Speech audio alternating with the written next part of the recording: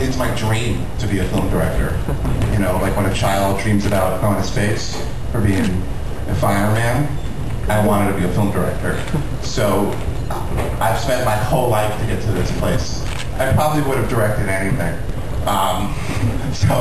The Holy Rollers Jewish Connection was something that came to me from one of the actors and producers named Danny Abacaser. And Danny, 5 years ago, Danny and I are old friends and collaborators. And Danny mentioned the idea to me of the true story. And I couldn't get this image of a Hasid, the young Hasid man in a nightclub out of my head. And immediately that was the story. The juxtaposition of those two worlds was in that one image. And he didn't have a perspective. He was actually telling me of telling it from his character's perspective. And I said, that's not the story we want to tell. We want to tell this young Hasid story that I've never seen. And it's a culture rarely explored on film. And I thought, what a fresh opportunity. And in the course of developing it, it became the perfect first film for me. In the course of working with such talented people, I found that voice again when I was a young boy of why I wanted to be a filmmaker, what movies I wanted to make, and what about me was different from any other filmmaker to tell this story. And I don't think there could have been a better first film. It's just one of those Baruch Hashem type, which means thank God, and it's one of those things. The Orthodox the Hasidic community actually doesn't see films. They're not supposed to see secular films. I do think a lot of them end up seeing films. I haven't had any exposure with them. I have had exposure with strict Orthodox people who have seen the film. And I would say 95% of the people that I've talked to has been extremely positive. Were offended by the subject matter. All seem to come from the same perspective. Meaning, I think they came to the movie wanting to not like it. And they knew I would be there, and they were waiting to tell me, how dare you tell such a controversial story. For me, you can't tell the good without the bad. This is a drama, not a documentary. And it was important for me to tell a very honest portrayal, but tell it from the inside out, from the perspective of the community looking out, not of people looking out at them as exotic or different culture, but seeing it from their perspective and seeing it from the individual, not just about the group. And in my research, I found that the individuals have the same type of issues and conflicts and emotions just like anybody. And it was about sort of breaking down those conventions and sort of making that life accessible. I've heard from people that they found it to be a very important story. We meant to be a bit of a modern parable, sorts of parable like taken out of the Old Testament, but something ripped from the headlines. And the character goes back to his community, but he goes back bringing what he learned from the secular world. And his father in the old world is open to having this conversation and finding a way to have a relationship together in this new world, old world. Thank you. No, I knew very little. I grew up a Reformed Jew, and I knew as much about Hasidic Jews as any culture that I don't know anything about. I mean, about aliens, like from Mars. I really knew nothing about them except the fact they're Jewish.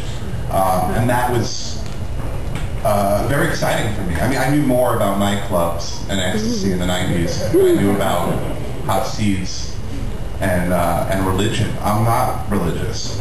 I hired a writer who is a Mormon.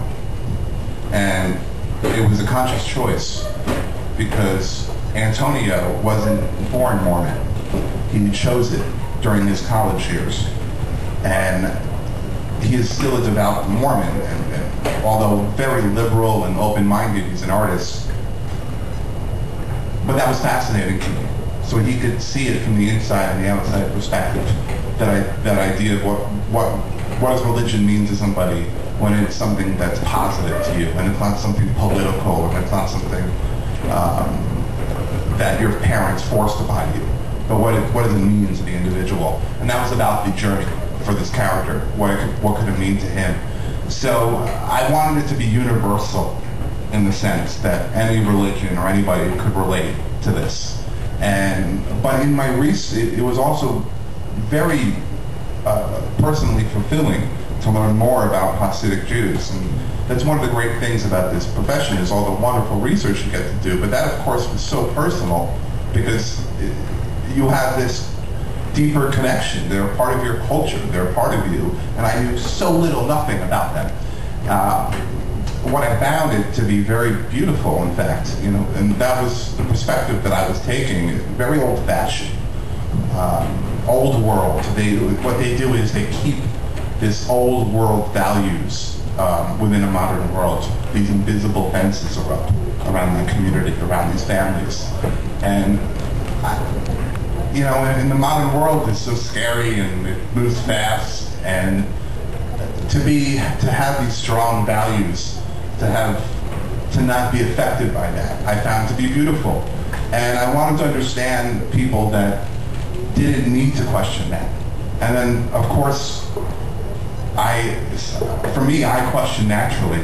So I understood Sam, and I understood that his home life wasn't something that he could just accept on blind faith. His religion, his home life.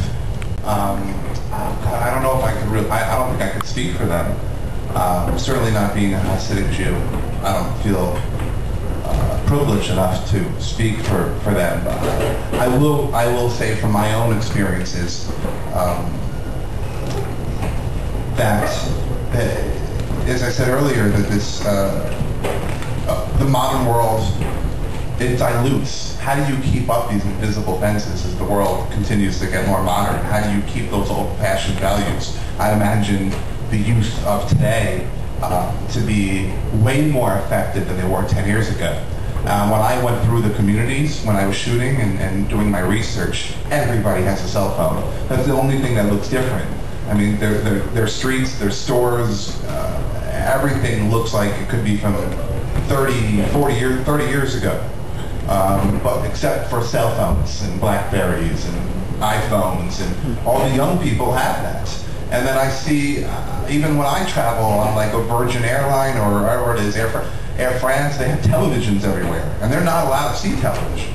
And it was fascinating for me to see one time a family trying to keep their kids' eyes away from all the televisions on this plane. I don't know how they do it. So how do they keep these invisible walls up? And how do they keep the modern world from infiltrating their youth? And imagine it's almost impossible, especially in a city like New York or Los Angeles. It's all around you. And so I imagine the youth are acceptable to it. I mean, 10 years ago, when I met one of the young men that were involved in this crime. I didn't meet him when I did the research. I didn't meet any of them. I had no interest in talking to the real life people in putting the movie together. I wanted to create a fable through these innocent eyes around these true events.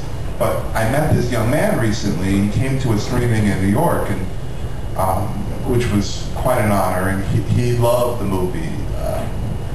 And he's not a Hasidic Jew anymore.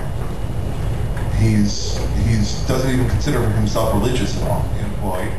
But his father is still a strict Hasidic Jew. And him and his father have the best relationship they've ever had. Now, they talk every day. The father has found a way to accept his son, even though he's not part of their faith, in their fold. I would hope that's an example for the future.